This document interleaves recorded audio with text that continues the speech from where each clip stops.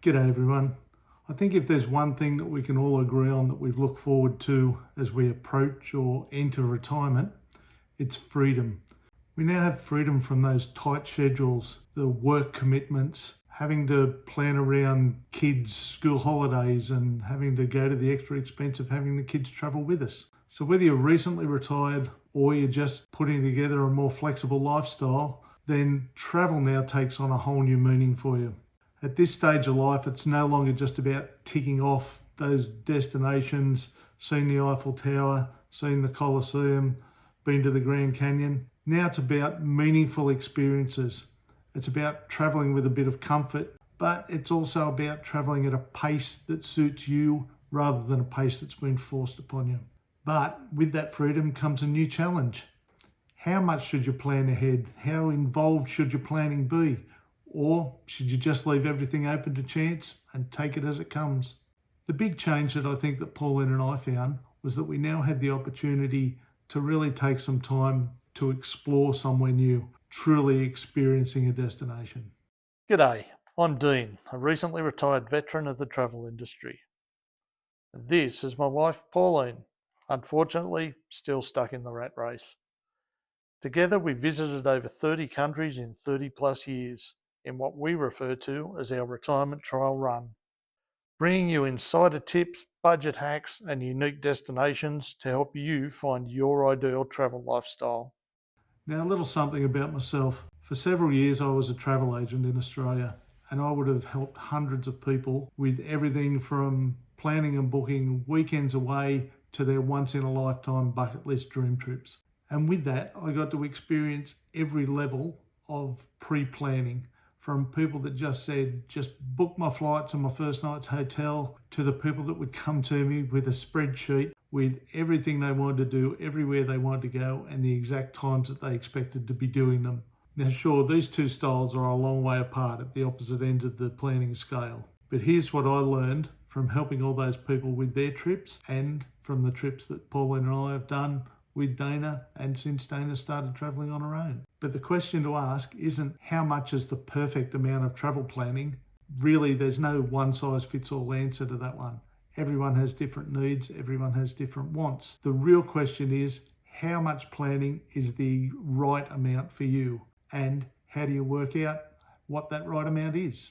I remember one client that came in. He was planning a pretty amazing trip for a couple of months around Europe with his 2 teenage children and his wife. He came in with the spreadsheet that had everything laid out. It had trains every second day, the hotels that he wanted to stay in. It had the expected times that they were going to be doing absolutely everything. I tried to explain to him that he might want to build in a little bit of free time here and there, but he was adamant that they only had the 6 weeks to do their travel and they were going to milk it for every possible second that they could be doing something new. So I booked it all as he requested. He went away. I got a message after the first week and they said that they were enjoying themselves. I got another message 2 weeks later saying that one of their trains had been cancelled and now they just didn't know what to do. They were spending all their time stressing because their schedule had been thrown out and they were worried if they'd be able to catch up with the rest of the trip that they'd planned. On the other hand, I had someone that booked just their flights and didn't even want me to book their first night's accommodation. When I saw them the next time after they'd travelled, they too didn't particularly love their trip. While it ended great for them, they said at the start, after 10, 12 hours of actually getting to their destination, it was just too much stress to not only find the transfers to a hotel, but to find a hotel once they arrived. That's why I always would recommend get at least your first night. Even if you're a loose timetable traveller, book your first night. You don't want to be stressed as soon as you arrive. So let's figure out where you sit. Here's 10 questions that will help you work out your ideal planning. So first question is, what's your travel budget and how much financial risk are you comfortable taking by leaving things unbooked? This comes down to your confidence when you're away, how much you want to be spending still working behind the scenes in a way when you arrive, or whether you just want to get there, know what's happening and enjoy your time away. The second question, have you enjoyed previous trips more when you planned ahead or when you left more room open for surprises and just finding hidden gems? Question 3, Do you feel more relaxed knowing that everything's booked in advance? Or does too much structure make you feel boxed in, like you haven't got that flexibility to enjoy something that comes out of the blue? Question 4. How confident do you feel navigating unfamiliar places on the fly? Things like finding hotels, finding places to eat, or working out how to get around while you're actually on the spot. Question 5. Is your destination busy or seasonal? Could you miss out on something if you don't plan ahead? We had that experience recently in Spain where we arrived in Granada, tried to book to visit the Alhambra, only to find out that you need to book 30 days ahead. But still, if you were specifically going to visit the Alhambra and you tried to book it the day before, you would be very, very disappointed, as Pauline was. Question 6. How physically demanding is your trip? Do you want to reduce stress by minimising logistics during that travel? Or are you happy just pushing through the physical and the mental fatigue that it may cause? Question 7. How much time do you want to spend during the trip to work out what the next step of the trip's going to be? Question 8. Are you comfortable using technology like apps, maps, translation tools to make decisions on the go? Or do you need to be surrounded by someone that can hold your hand along the way? Question 9. Will you be travelling solo, with a group, with your partner? And how does your planning style fit in with their styles? There's nothing worse than putting together your perfect trip and finding out that nobody else enjoys doing the same thing. You're going to make them miserable, and in turn they're probably going to make you miserable.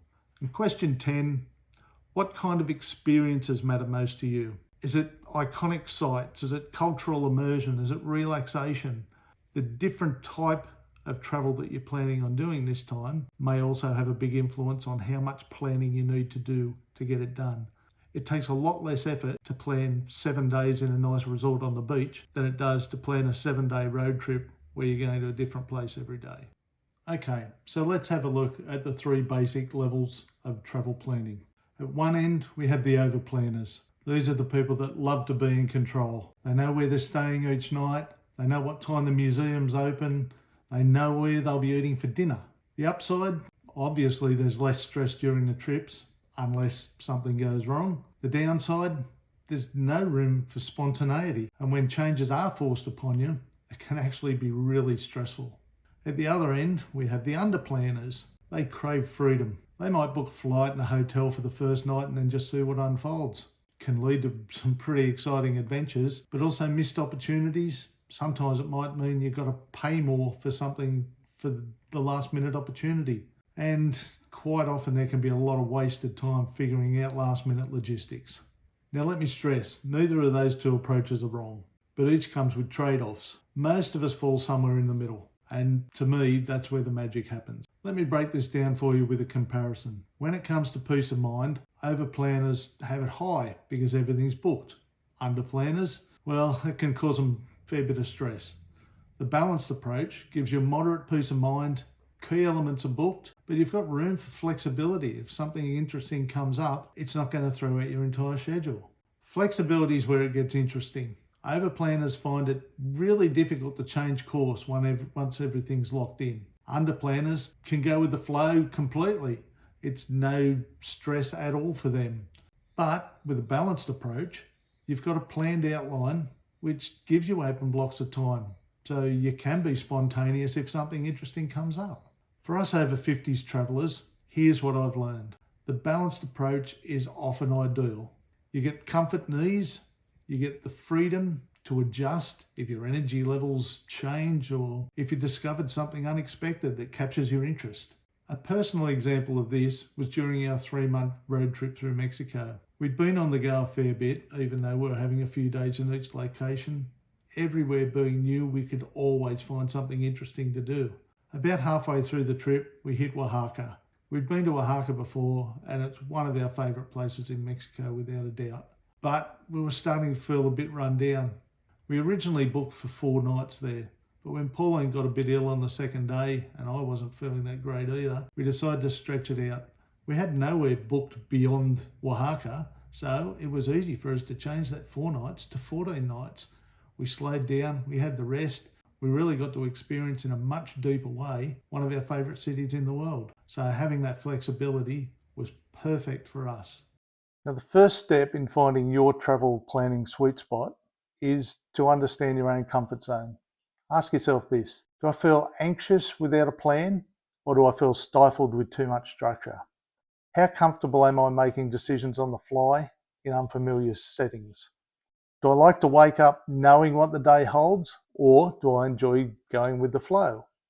Here's something I've noticed. Many over 50s travellers appreciate structure, but also want to leave room for flexibility. Travelling at our age can affect different people in different ways, and avoiding travel fatigue is a major consideration.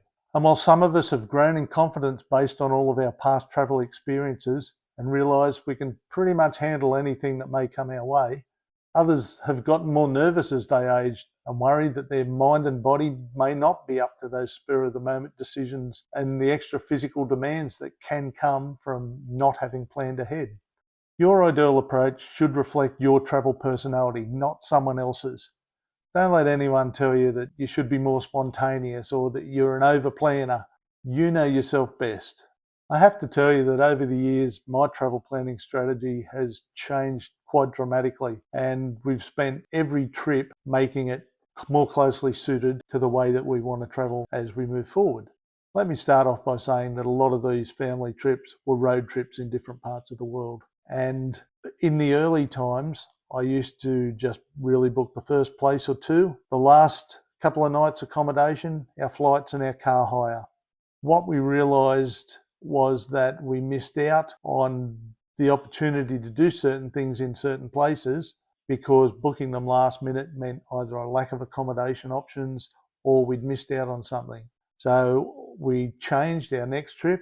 We booked the same, our flights, our car hire, our first and last accommodations, but we'd also look at if there was anything else along the way that was important to us.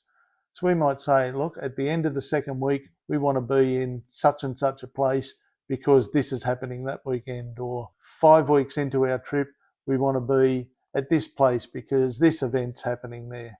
We would still give ourselves that flexibility of having that week or two to go wherever we wanted for as long as we wanted, as long as we were in that next destination. And that made things much better for us. I still had the stress of trying to find accommodation for that night or always trying to find a great place for us to eat all the time.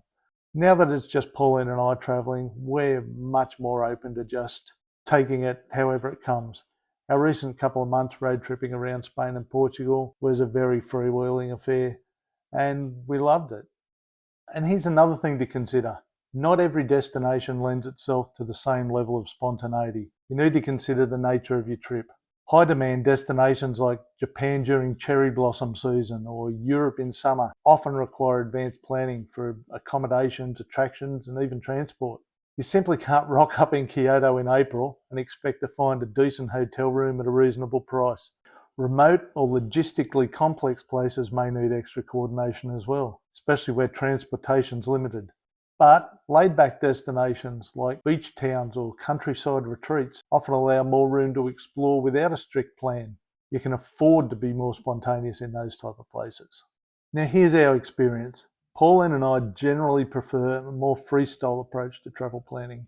But when we decided to go to South America to visit Machu Picchu and other places, we chose the more rigid style of a small group organised tour.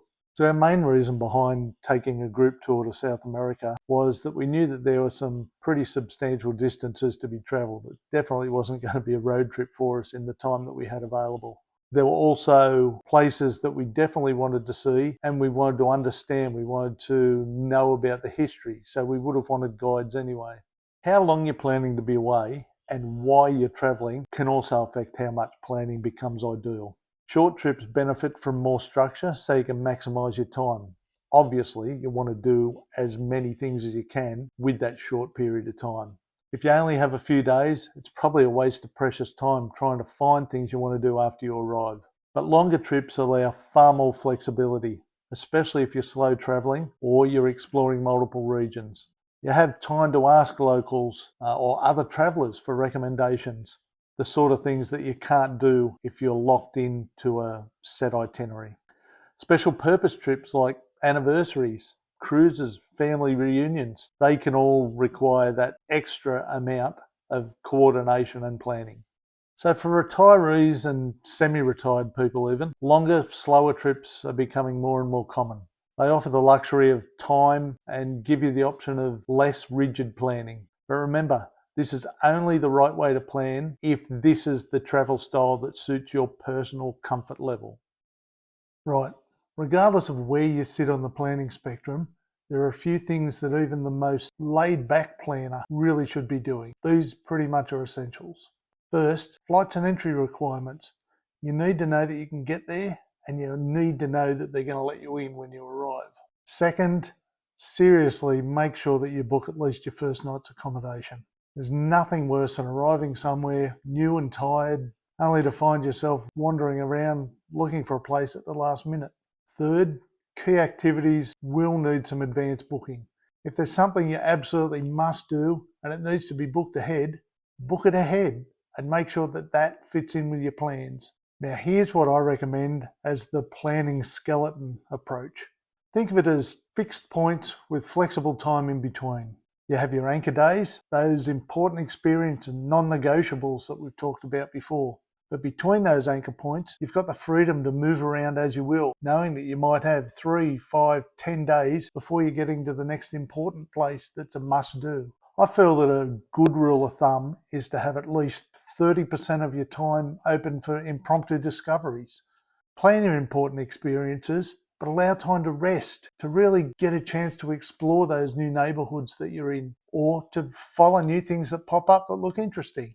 From my experience, many mature travellers find that mornings are the best time for scheduled activities, while afternoons and evenings lend themselves to more relaxation and just general discovery opportunities. One of the times that we've taken advantage of this skeleton outline approach is during our recent Spain and Portugal trip. We'd flown into Lisbon and we were looking around there. We knew we wanted to head south from there and explore the Algarve. We had 10 days that we'd allowed ourselves to just do whatever we found down there, whatever we felt, before we had a flight booked to head into Spain. Now let me tell you about some of the common mistakes at each end of this planning spectrum, because understanding these mistakes can really go a long way to helping you find that planning sweet spot.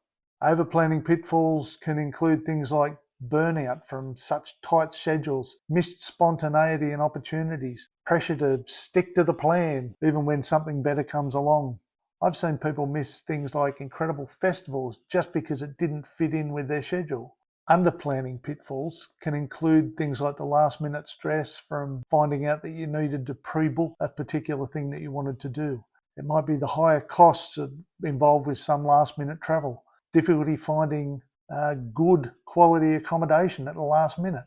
Nothing ruins a trip like spending half your time trying to figure out where to sleep. I've been there in the past and I'll never go back again.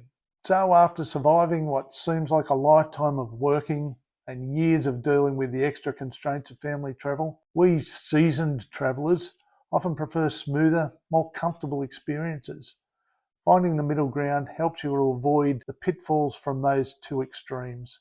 I've already mentioned the mistake that we made in our most recent trip to Spain and Portugal, in that I didn't research well enough some of the things. I knew Pauline wanted to see the Alhambra, but I assumed that we'd be able to just turn up and buy a ticket and go in and have a look. Unfortunately, when we arrived, that wasn't the case.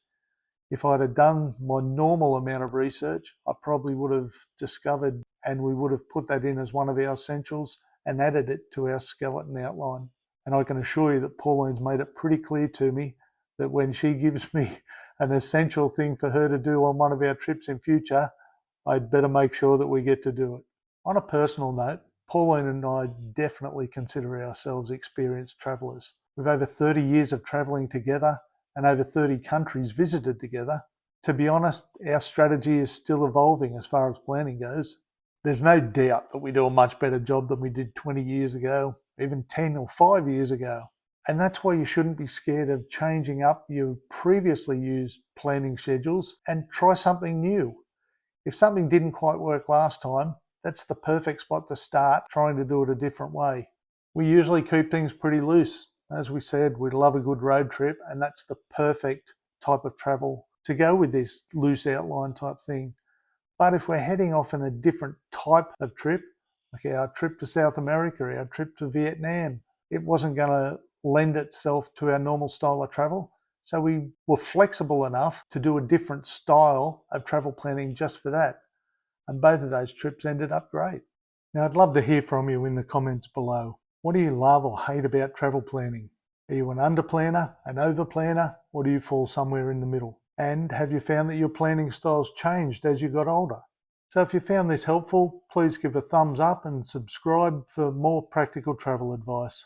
I've got loads more travel tips and destination guides coming your way. So until next time, safe travels, and remember, just plan enough so that you feel free.